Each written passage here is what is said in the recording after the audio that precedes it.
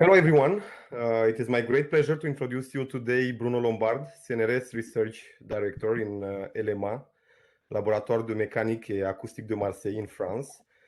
Bruno is also leads the research group MecaWave, and he will speak about time domain investigations of wave propagation in microstructured media and metamaterials. Bruno? Perfect. Thanks a lot, Bogdan, Sebastian, and Muammer for this keen invitation. So I'm very, very happy to participate to this seminar. Contrary to perhaps a large part of the audience, I'm not a specialist of metamaterials, but my works are mainly devoted to theoretical and numerical aspects of wave propagation, and especially about transient phenomena. And in this talk, I will put the focus on temporal investigation of wave phenomena, in particular in metamaterials or microstructured domains. So metamaterials often involve frequency-dependent parameters. To see a well-known example, we can consider the wave propagation in a large contrast elastic media, as sketched here. It is in particular the case where there are soft scatterers of rigidity mu I, which are embedded in a matrix of rigidity much greater, mu m. And assuming that there is a scaling epsilon much smaller than 1, and also an additional scaling mu I over mu m in epsilon square, then homogenization yields acoustic equations with frequency-dependent parameters. One obtains typically the acoustic equations as follows, where the unknowns are the velocity and pressure, and the physical parameters, the density, and the reciprocal of the modulus of compressibility. And they can be written as frequency-dependent parameters, as in Drude-Lorentz media in electromagnetism. At first sight, so it seems a little bit strange to address wave propagation in the time domain. Nevertheless, such formulation allows to use the framework of hyperbolic systems of partial differential equations. And this framework is very powerful to investigate the properties of wave phenomena, in particular when there are nonlinearities and nonlinear waves. Second, a fundamental feature of hyperbolic partial differential equations concerns the finite velocity of waves. And as a consequence, it allows to use explicit in time numerical schemes, so that contrary to Helmholtz equations, which is elliptic, one does not need to inverse a big matrix to large matrices to perform the simulations. And also, time domain formulations allow to obtain in a single simulation the answer to a large band signal. And third and last, temporal formulation offer insight about the physical model studied. It allows, in particular, to investigate nonlinear models and to predict the time of establishment of transient phenomena, or even, in some cases, in nonlinear cases, a time domain becomes the main framework to study the wave phenomenon, because the principle of superposition is no more valid. It remains, however, to define the strategy, because obviously a naive approach based on inverse Fourier transform in time is not good, because it yields a convolution in time, and it requires to store all the paths of the solution, which is very demanding from a computational point of view. A much more efficient approach relies on the formalism of auxiliary fields. which allow to render the evolution equations as local in time partial differential equations. This formalism has a long history. It has been introduced in particular by Boris Gralach in the early 10s, and many researchers such as Valentin Vinoles, Maxence Cassier, and Patrick Joly more recently. And it has also some links with another field, in particular the field of representation of fractional derivatives. And it has been extensively used by Denis Matignon on that topic. And during the current presentation, I will make an extensive use of this formalism. So today, the talk will be divided into 3 main parts. The first part, during the first part, we will consider resonant bulk media. We will introduce the fields, the formalism of auxiliary fields. You will understand everything on that topic. Validation test will be proposed, and a recent application to resonant outer cloak will be also proposed. During the second part, we will consider a thin row of resonant inclusions. And in this case, homogenization and matched asymptotic expansion will provide resonant jump conditions instead of resonant bulk evolution equations. And we will propose a generalization of the auxiliary field formalisms to this case, and we will shortly describe dedicated numerical methods to discretize such resonant jump condition. And we will also propose some tests and finish by a numerical experiment of coherent perfect absorption with resonant dissipative metasurfaces. And to conclude, we will, after the study of resonant media, we will focus on non-resonant media, but with non-linearities. The case of will concern microstructured linear elastic media, but with non-linear jump conditions, which is an interesting model in particular for fractured media with we will show results of first order homogenization with a non-linear hyperbolic system of equations and shocks in finite time. So let's begin with the first part on resonant bulk media. So this part has been done with Cédric Bellis, researcher at Laboratoire of Mechanics and Acoustics, and an application of the numerical methods that we have developed has been to external cloaking has been addressed recently in a collaboration with Sébastien Guénaud. So the goal of this slide is to fully understand what are auxiliary fields, how it works. So we will simplify the problem by considering only one resonance mechanism. And so to begin with, we take the acoustic equation, the first one on the conservation of momentum, plus an effective density in the form of a Lorentz mechanism. And here no attenuation is incorporated.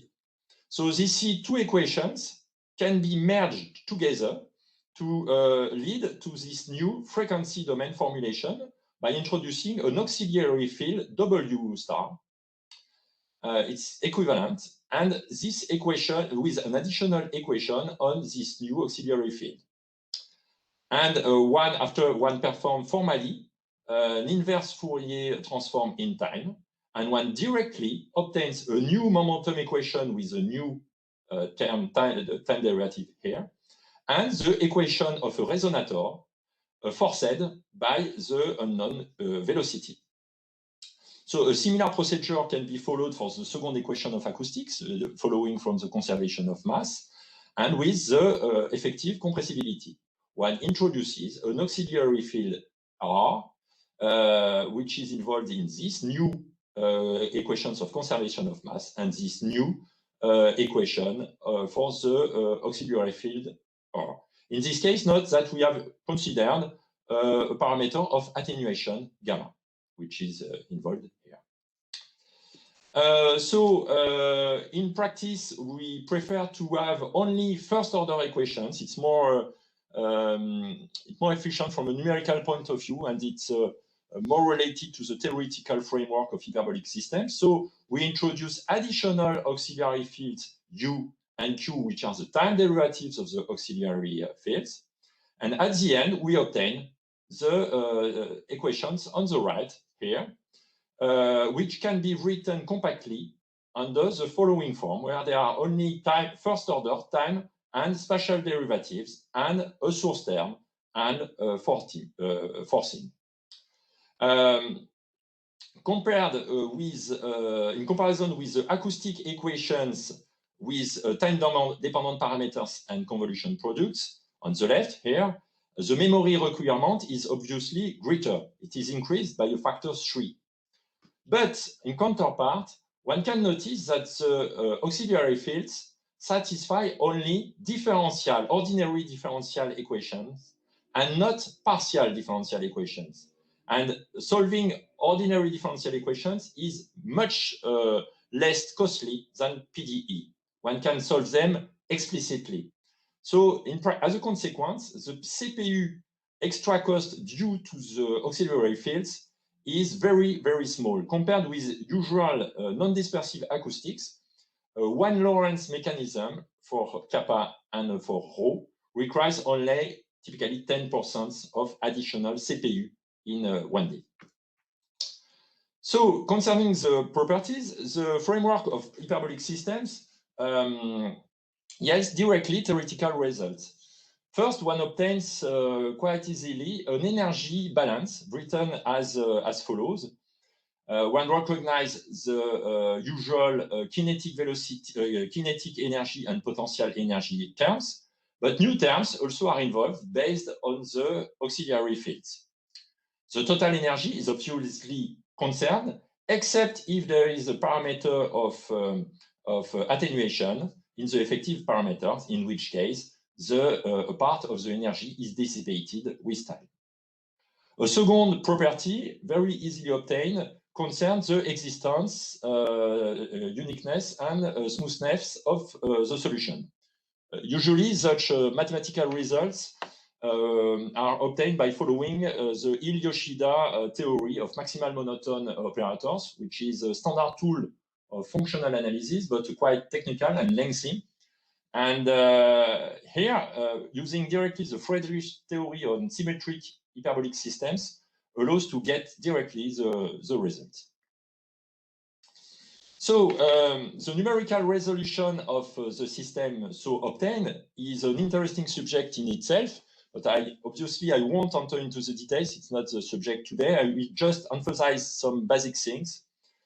In particular, that naive discretization must not be done, because otherwise there is, due to numerical stability, there is a restriction of the time step, not only by the mesh size and the velocity of waves, the famous CFL condition of stability, but also due to the reciprocal of the spectral radius of matrix S, which incorporates the resonances. So it's penalizing from a computational point of view. That's why we prefer to follow a splitting strategy by splitting this whole equation into two sub-equations, one concerning the propagative part without source term, and one without propagation, without transport, only a relaxation equation. It's a very usual procedure in computational fluid mechanics, where typically second order strong splitting is used, which means that we solve successively the relaxation part and the propagation part with adequate time steps. And doing so allows to use optimal numerical methods for each part and to avoid the CFL restriction on the time step. So we get optimal CFL condition independently from the resonances. Just a few words about the propagation and relaxation methods used for these steps. The propagation is solved numerically by a fourth order in time and space numerical scheme called an ADAIR scheme, for arbitrary derivative scheme. It's a scheme widely used in aeroacoustics and in seismology. And the relaxation parts are solved exactly through the exponential of a matrix. So now, after the equations, let's go to practical cases. We consider an acoustic effective medium where rho and kappa follows rho follows a Drude model in green here, and kappa, the compressibility, a Lorentz model in blue here. It splits the frequency range into 4 domains depending on the sign of rho and kappa. So in the domains 1 and 3, rho and kappa have opposite signs, which yields band gaps, and wave propagation is forbidden in these domains. It is denoted by Bg. And then the acoustic index is equal to 0.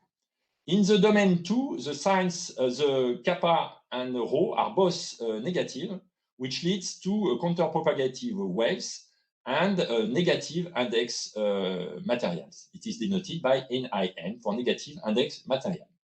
And lastly, on the 4th domain, both rho density and compressibility are positive, which corresponds to classical dispersive media. So it is denoted by DPM for double positive media.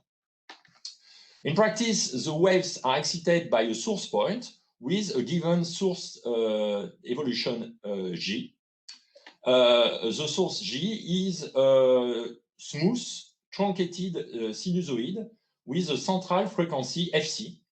And here we show it's the modulus of its spectrum. And the central frequency is in the negative index domain, so in this part. However, it is a wideband signal, so in fact there is signal all over the frequencies.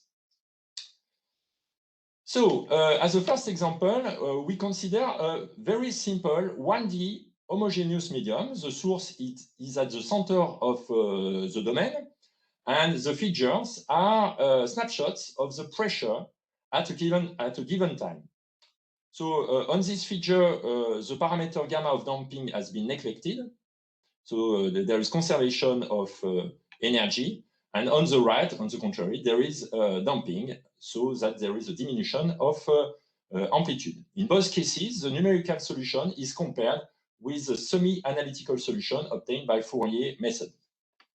On the same simulation, one observes different wavelengths because of the highly dispersive behavior of the media. The smallest wavelengths at the extrema of the waves correspond to double positive media and correspond to waves that propagate faster. And the intermediate wavelengths, much greater, corresponds to a negative index media and in fact to counter-propagative wave, which propagates in the inverse direction than the group velocity.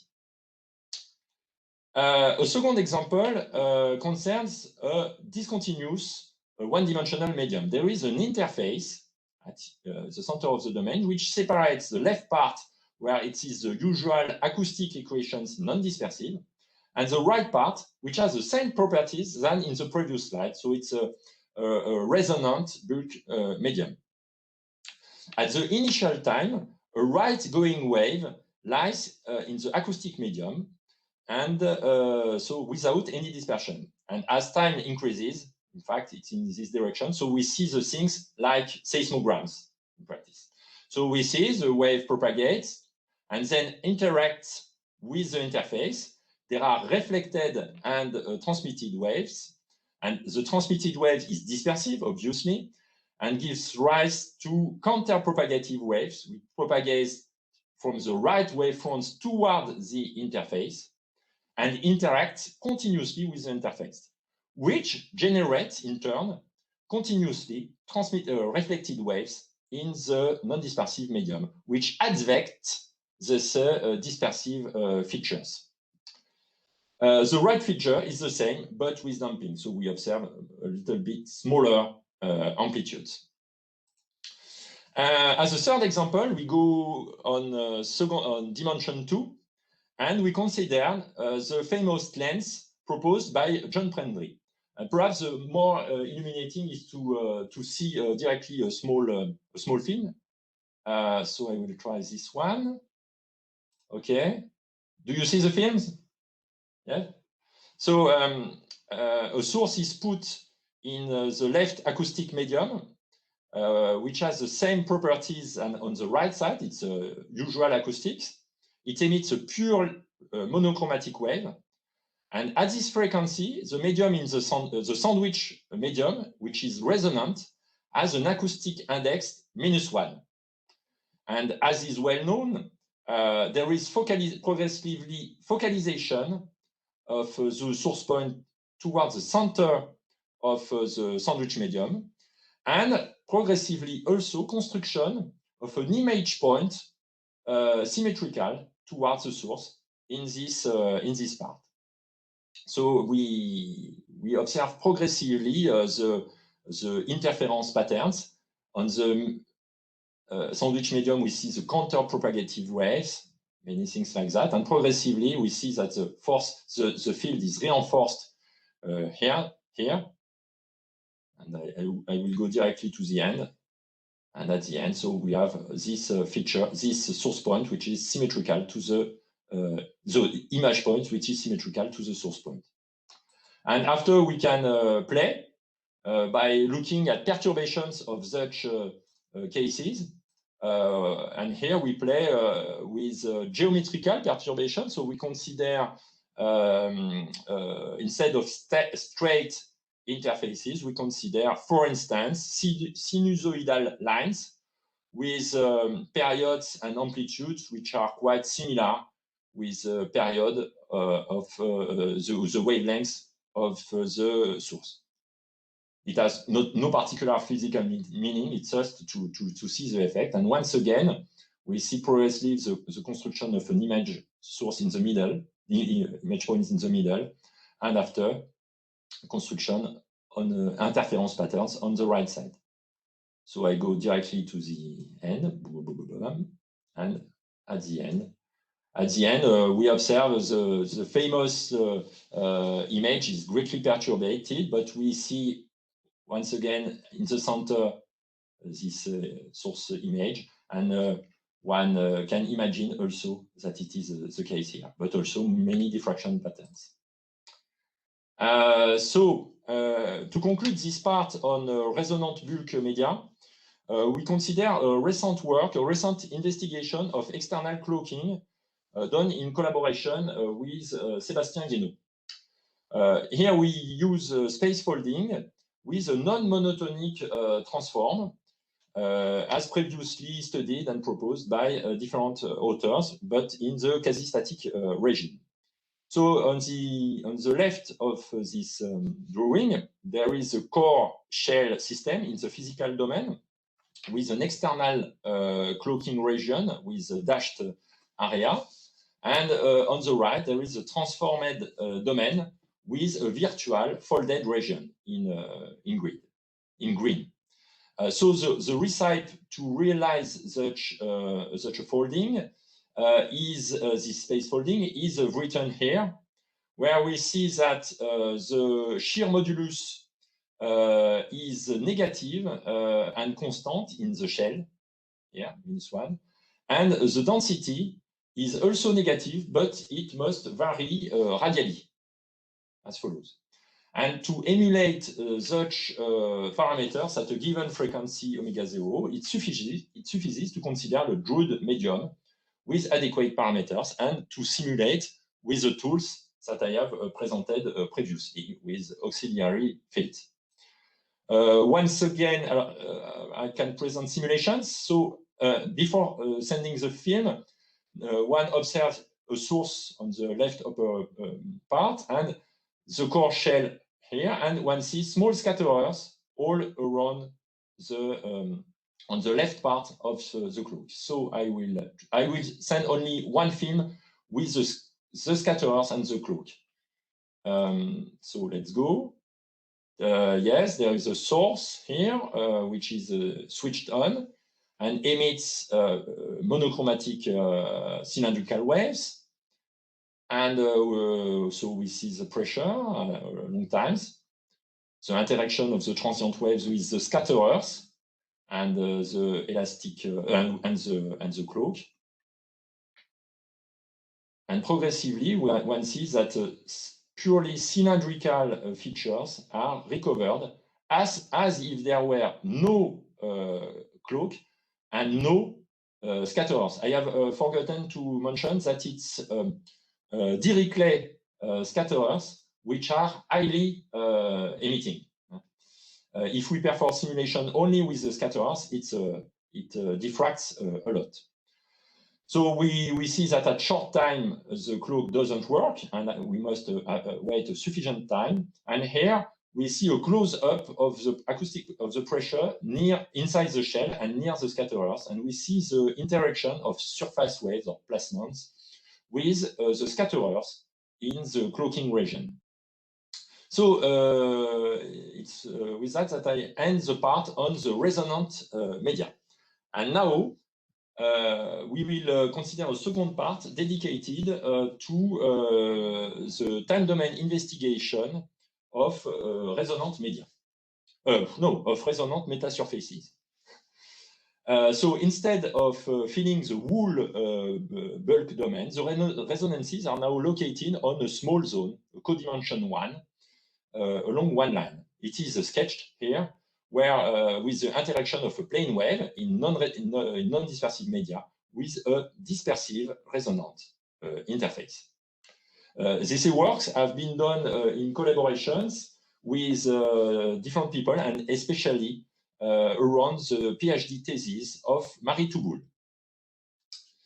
So let's describe the configuration under study. It amounts to a thin row of inclusions embedded in a matrix. So as usually, the wavelength in the matrix is assumed to be much greater than the size of the inclusions. But there is also a large contrast between the shear modulus. The inclusions are much softer than the matrix, with a scaling in eta square, which leads to possible resonances inside the inclusions. And obviously, the aim of homogenization is to replace each individual scatterer by a line, an interface with adequate, effective jump conditions. It's much more efficient from a computational point of view, instead of looking directly at what happens in each interface. This problem has been investigated in recent paper by Kim Pham, Agnès Morel, and Jean-Jacques Marigot in 2017. And the result of their investigation is written here. So outside the homogenized interface, one obtains the usual antiplane elasticity equations in the frequency domain.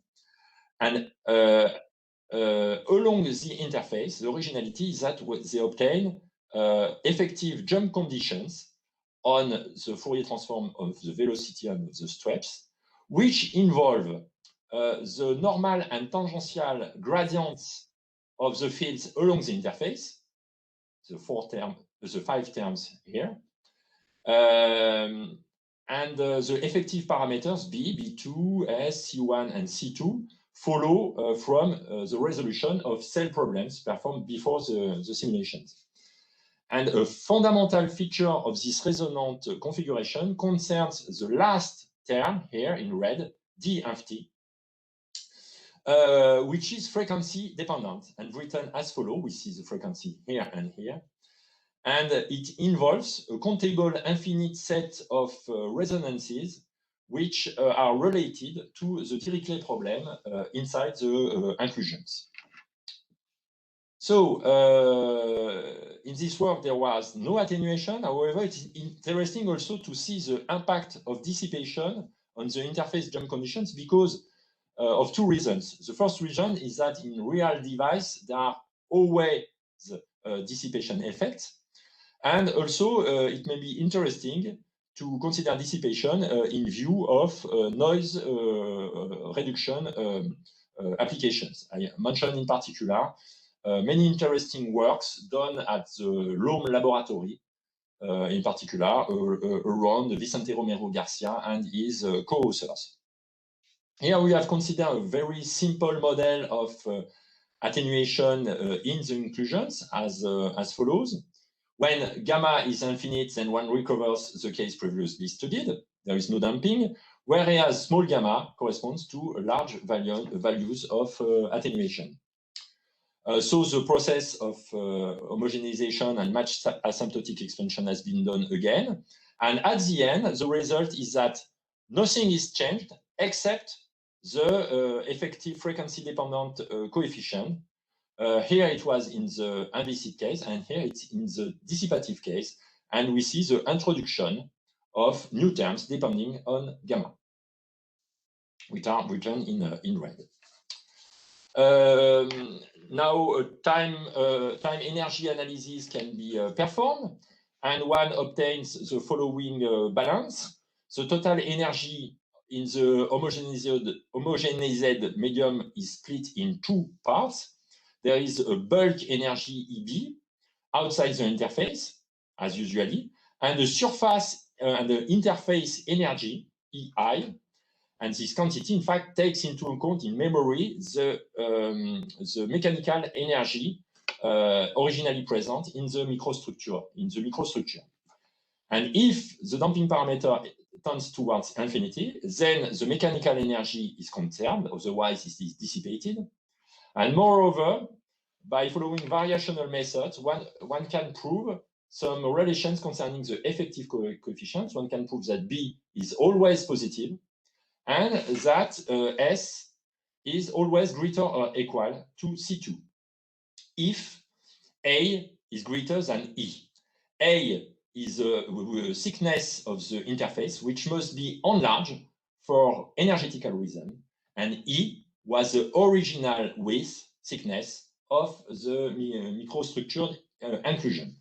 So taking A greater or equal to E ensures that EI, the interface energy, is always positive, which ensures that the homogenized problem is well posed. Now, let's seek a time domain formulation of the resonant metasurface problem. To simplify, we consider one-dimensional case and without damping. So the frequency formulation is recalled on the top, as in the previous slides. And so the only problematic term to perform an inverse Fourier transform is obviously the red one, with the frequencies involved. To avoid time convolution, auxiliary fields are introduced. Contrary to the bulk case, they do not live in the whole domain, but only along the interface. And we also truncate the infinite number of resonances. And doing so leads to the following equation. So we have the antiplane elasticity equation in the outside the interface, and we obtain jump conditions that are related to the gradient of the solution, as in the non-resonant case, but also a set of auxiliary fields that live only along the interface, which satisfy evolution equations coupled with the gradient of the solution across the interface. So the key difficulty is, in fact, how to discretize such unusual jump conditions. And in fact, it's a very technical aspect. And of course, I have no time, and it's not the subject today to enter into the details. So I will skip them. I will just mention the fact that we have built and adapted existing numerical tools already developed in non-resonant cases based on a numerical method called explicit simplified interface method, which is coupled with a numerical scheme used for evolution of waves. And this method builds ghost values of the solution inside the SIC interface where nothing is computed in practice. And these extensions, these ghost values, are based on the evolution ordinary differential equation satisfied by the auxiliary fields at the interface. It also depends on the local geometry, subcell resolution, and things like that. The main part of the work is done during the pre-processing step, so it's the computational cost after is almost negligible, and numerical analysis has also been performed during the PhD thesis of Marie Touboul. So after the equation, it's time for simulation. We consider a row of tilted ellipses. The density is the same everywhere, but a contrast of 100 exists between the shear modulus inside the ellipses in the soft inclusions and in a much rigid matrix. So due to the assumed scaling, it means that the homogenized model of resonant interface is optimal for eta equals 0.1, which corresponds also to the domain of validity, of usual domain of validity of homogenization. So at the beginning, a right-going plane wave lies initially in the matrix. Once again, the profile is a truncated sinusoid shown here on this panel. And in bottom panels, we see the spectrum of this incident wave for different values of the central frequency F0. So corresponding to different values of the small parameter eta. So eta equals 0.2 up to eta equals 0.8. In the first case, there is almost one, and the blue crosses correspond to the values of the resonant frequencies of the homogenized interface. So in the first case, at very small central frequency, there is only one resonance that is really taken into account after the spectrum is too low. And once we increase the central frequency, the more we increase the central frequency, the more the resonant terms are taken into account. But in the same time, the homogenization process will be damaged because it's for greater values of the small parameter. So after initialization, let's see what happens. So we have let the system evolve, and we show snapshots of the acoustic pressure at a later time. So we observe the left going reflected waves and the right going transmitted wave after the wave has interacted with the inclusions. The three panels here correspond to the three increasing frequencies, and we see here it's a very small frequency with large wavelengths at the end. It's on the right part, it's a much greater frequency, 100 Hertz, so much smaller wavelengths, and much oscillations behind the wavefronts due to the dispersions induced by the inclusions. So the top array panels correspond to the interactions of waves with the microstructured inclusions. Computations are done inside the inclusions. And the second line corresponds to the same thing, but with the homogenized configuration. So nothing is computed inside the white line. Recall that this line has a given width due to energetical reasons. And so we see that qualitatively there is a good agreement. We see typically the same features, but more quantitatively, we must look at slices of the solution along space. And it's what is done here, where we cut horizontally the solution and we compare the solution computed by microstructured reference solution here with the same quantity in the homogenized case here for the three increasing central frequency. So we see it works very, very well. Here we see only for high frequency and a small parameter 0.84, we see small differences, but very negligible. The only difference, in fact, occurs inside the interface, because in the homogenized case, nothing is computed. So obviously it's a zero. Otherwise, in the microstructured case, we see large oscillations. Here it's a close-up, which highlights what I said.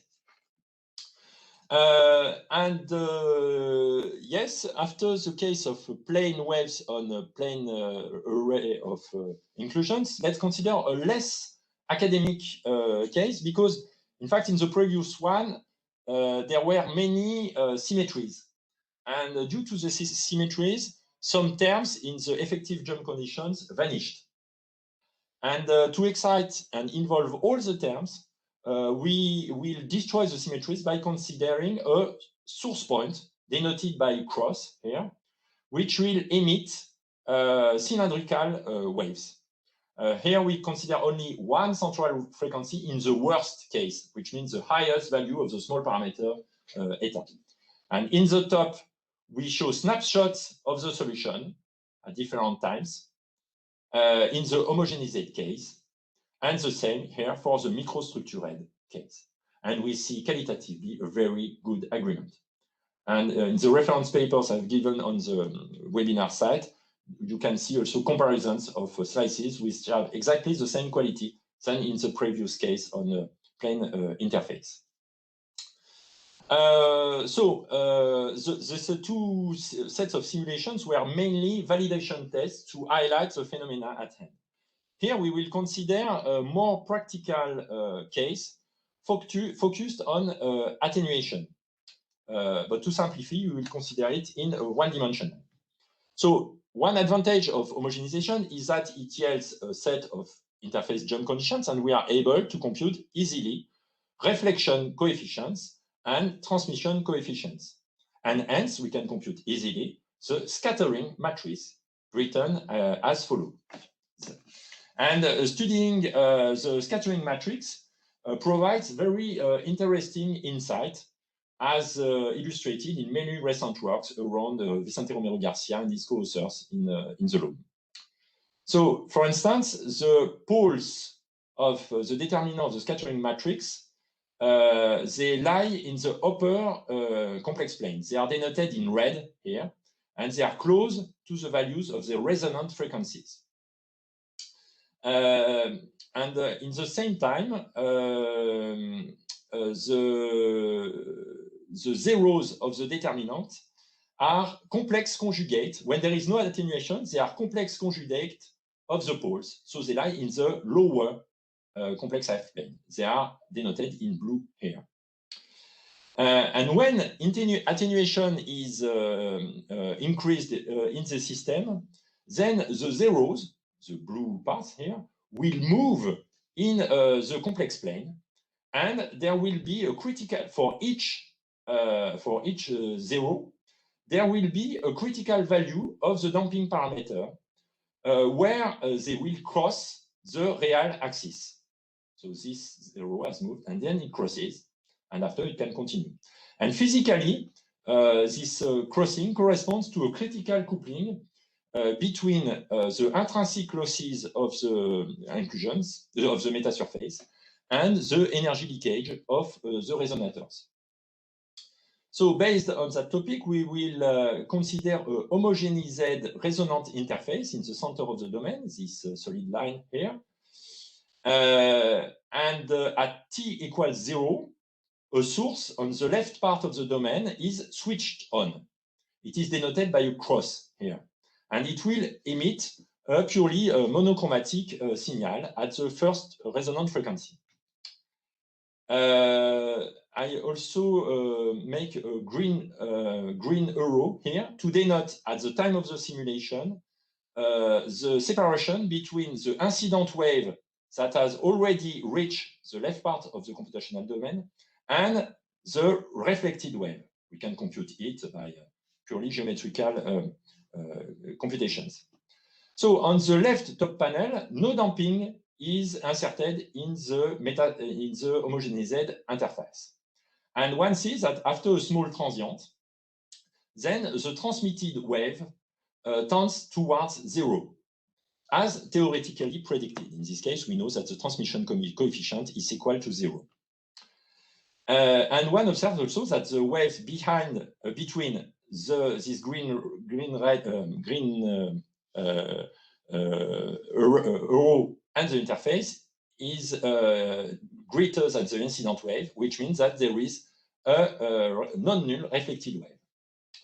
On the right top panel, then there is attenuation inside the meta surface corresponding to the critical value of the coupling, so that there is a maximum of absorption.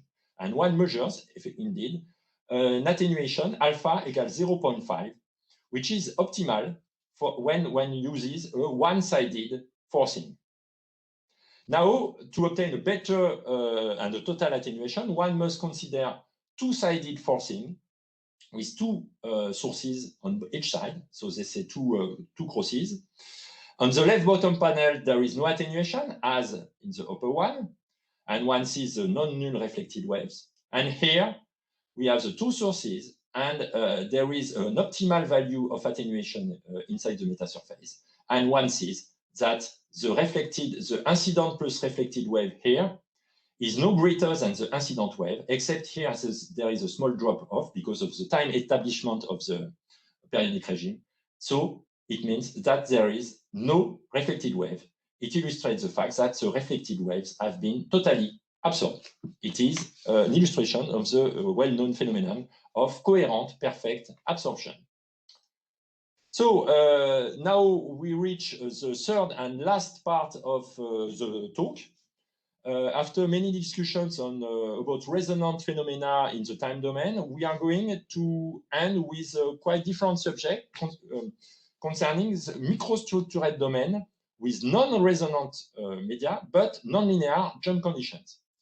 It is a collaboration with Cédric Bellis, Marie Touboul, and also Raphaël Assier, who works in the group Mathematics of Waves and Materials in Manchester. So the problem at hand is as follows. So we consider elastic waves in a one-dimensional medium, which is R periodic, where ρ is density and E in the constitutive law is Young's modulus.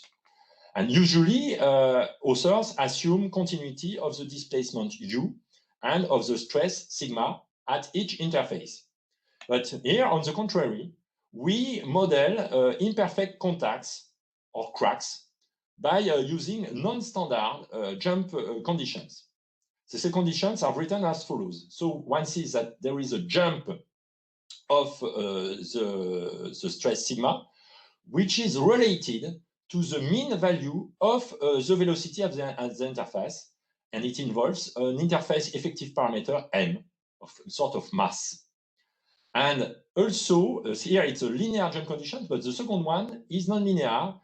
And one sees that there is a jump of the elastic displacement, which is related non-linearly to the mean value of the stress at each interface. And the nonlinear contact law R is assumed to be increasing and concave, and it can be justified by asymptotic analysis or experimentally in some cases. So some examples of contact law. The limit case of linear contact law is as follows: R zeta equals zeta. It is denoted by the red line in this plot. But the nonlinear case understood further is based on an hyperbolic law as follows, involving a maximum compressibility length d, and it is denoted in blue on this plot. So two assumptions need to be done concerning the source before performing homogenization.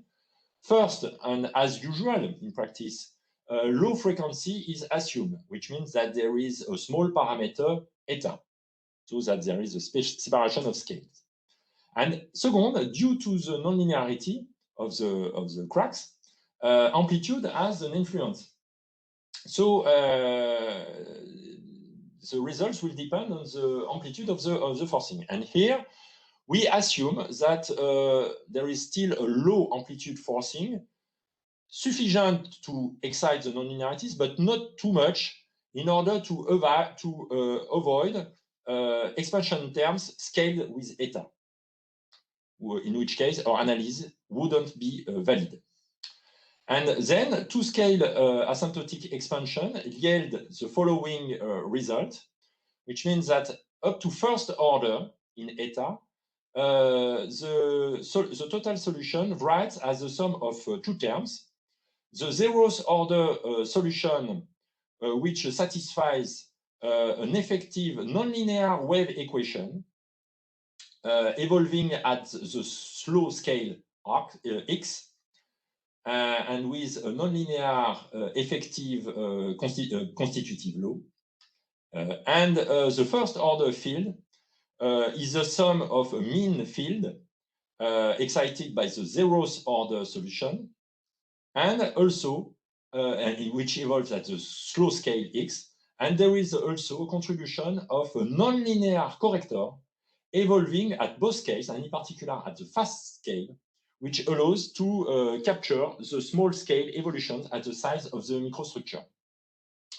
So obviously, I won't enter into the details of the derivation, which is quite technical. I will only stress the main properties by this system so obtained. So the zeroth order system of partial differential equations may be rewritten as follows: as a first order system of partial differential equation. Note that the effective constitutive law depends implicitly on the contact law in the original system with interfaces.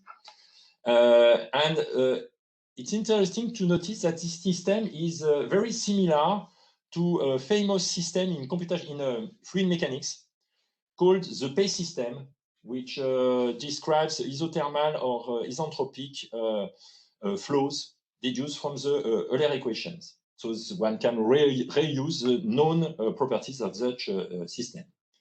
In particular, it has an increasing and concave effective law, properties that were still existing in the original contact law. We have inherited of these properties. And one obtains also, it is sketched in blue here, and one obtains also real decreasing sound speeds depending on the amplitude of the forcing. A fundamental feature is that the zeroth order field system is unconditionally hyperbolic, which means that the Jacobian matrix associated with this system has real eigenvalues and is always diagonalizable. It's a fundamental feature for hyperbolic systems, which ensures that the problem at hand is well posed, whatever the forcing, whatever the solution. And second and the last property concerns the energy.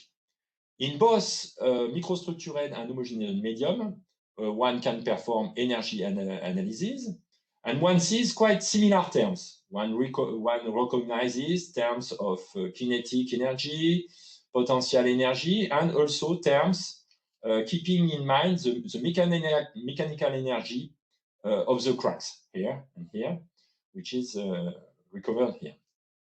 But there is also a fundamental and interesting difference in both cases. In the microstructured medium, is if there is no source or if it is switched off, then the mechanical energy is always the same. It is conserved. On the contrary, the mechanical energy of the homogeneous medium is conserved only as long the solution is smooth. But as is well known with nonlinear waves, and in particular with the PACE system, I have spoken about in the previous slide, there always exist discontinuities which appear in finite time, whatever the smoothness of the initial solution. So discontinuities always appear in finite time T star. And the time T stars decreases when the amplitude of the waves increases. The shocks are obtained more fastly. And after T star, there is dissipation of the energy, even if there is no intrinsic dissipation. It is due to the fact that the characteristics enter into each other. And so there is dissipation of energy due to shocks. It stresses the fact that, in fact, homogenization is only valid up to a critical time, T star, depending upon the amplitude of the waves. And we were able also to perform an estimate an analytical estimate of this time T star in terms of the parameters of the domain. So now let's illustrate these properties. First, we consider the simple linear case with a linear contact.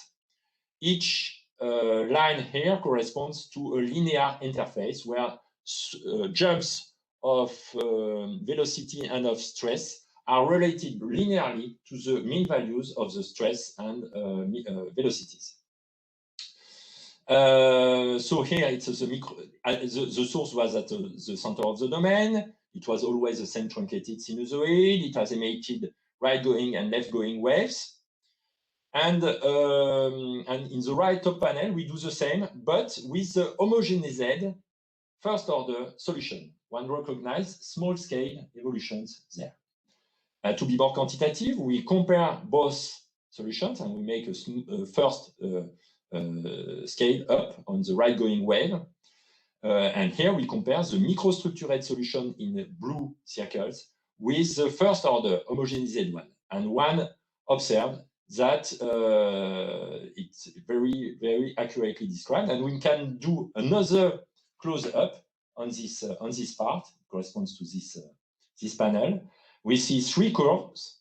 The reference microstructured solution is in blue. The red circles in blue, and in fact, their discontinuities correspond to the position of the interfaces.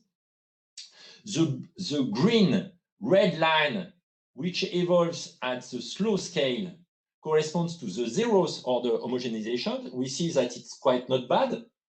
It's a mean of the solution, but it doesn't incorporate the small scale variations. But on the contrary, the correctors in the first order homogenization allow to capture very accurately, they say, small scales. Now let's go to nonlinear contact with low or moderate amplitude of forcing. What observes a slight asymmetry of the waves due to the asymmetric contact, effective constitutive law. Otherwise, it's the same types of representation. And one sees, once again, that the nonlinear corrector capture very accurately the small scale variations of the microstructured solutions. This slide illustrates what happens beyond the validity domain of the first order homogenization. In the top panels, we see what happens when we consider higher frequencies. And one observes that correctors in the main wavefronts capture quite good the solution, but behind the wavefronts, the solution, the microstructured solution becomes dispersive. And obviously, the first order homogenization cannot capture this dispersive behavior. One must go one order further. And here it's a very usual. The less usual case on the below panels, where we go back to the small frequency, but we increase the amplitude. And one observes quite similar features than in the previous case, which means apparitions of oscillations, which cannot be captured by the model because we stopped at the first order of homogenization. It's quite logical because, in fact, each time a wave crosses the interface, it generates harmonics, higher frequencies of the signal, which go beyond the validity domain. And as a last example, we illustrate the relations between amplitudes and energy. So on the top left panel, we show a seismogram of the solution in the microstructured domain. So as time grows, we see the left-going and right-going waves. We see the oscillations as shown in the previous slides. And in the top middle, we see the same thing with the first order homogenization in green. So there are no oscillations as previously discussed. And we see also, we have also depicted a horizontal dotted line, which corresponds to the theoretical time of apparition of a shock in the homogenized medium. And indeed, one observes that at this time, there are sharp fronts that have appeared. And to be more sure that it corresponds to shocks, we plot on the upper right part the time evolution of the total energy. So there is for both homogenization and microstructured solutions. So the first part of the time evolution corresponds to the time where the source is switched on. So there is an input of energy. And then at this time, source is switched off. And one observes that the mechanical energy of the homogenized and microstructured solutions are the same, which is good news. They are conserved, which is a good news also, which means also that the numerical methods do not inject numerical dissipation. But there is a strange phenomenon that appears here. This vertical dotted line corresponds to the theoretical value of the operation of shock in the homogenized medium. And indeed, one sees that after this time, mechanical energy of the microstructural medium is conserved, but the homogenized solution, there is a drop-off, and there is decrease of energy, which is a manifestation of the apparition of shocks. It's very classical in typically fluid mechanics. It is the clear signature of apparition of a shock, and we see, by the way, that our estimate of this theoretical time is very precise. And in the bottom, we see similar things, but with a larger amplitude. It's a very large forcing. We see larger oscillations, logically. We see also a smaller time appearance of shocks, and here clearly sharp fronts of the homogenized solution, and a smaller time T star of apparition of shocks. And once again, it is very accurately captured, and here it corresponds to a shocked solution. Every good thing has an end, so it's now time to conclude. I want to emphasize the fact that these presented works have been done through very rich collaborations, and many of them have been done during the PhD thesis of Marie Touboul, who was supervised by Cédric Bellis and myself. One also sees that there is a clear French-English connection with Raphaël Assy at the University of Manchester and Sébastien Guénaud at the Abraham de Moivre Laboratory and Imperial College in London. And the works done on the resonant interfaces have been done in the lines of the seminal works of Agnès Morel at ESPCI France, of Kim Pham at ENSTA, and Jean-Jacques Marigot at École Polytechnique.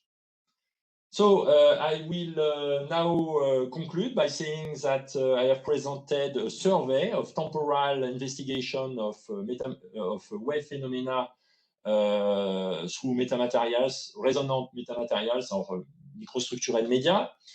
We have seen that such an approach is possible. It may be also efficient in some cases, and so compared with the standard frequency domain formulations, it offers an alternative point of view, and it offers also a view that is more close to real experiments. And in some cases, it is almost mandatory to follow time domain approaches due to non-linearities, for instance. I want to emphasize the fact that people interested in this presentation may follow with interest the PhD defense of Marie Touboul, which will occur on October 13 at the Laboratoire de Mécanique and Acoustique in Marseille. So I think that there will be a Zoom connection, and publicity will be done on the website of the lab. And lastly, I would be very happy that such a webinar could initiate discussion and possible collaborations. So it remains to thank you a lot for your attention, and thanks again for the organizers of this webinar. So now I will try to answer to the questions.